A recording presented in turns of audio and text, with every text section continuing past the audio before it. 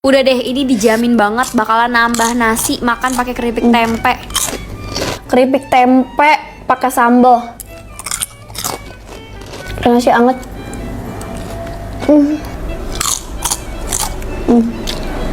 Sumpah enak banget. Lagi-lagi ini adalah sebuah hacks. Aku lagi makan keripik tempenya Kitela yang tempe orek pakai sambal ulek. Sumpah ya, makan begini aja udah enak banget. Keripik tempenya juga tipis banget, lihat gak sih tuh?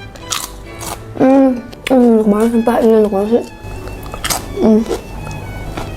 Kalian pecinta tempe orek, makan Kitela tempe rasa tempe orek ini, sumpah ini berasa makan tempe orek beneran.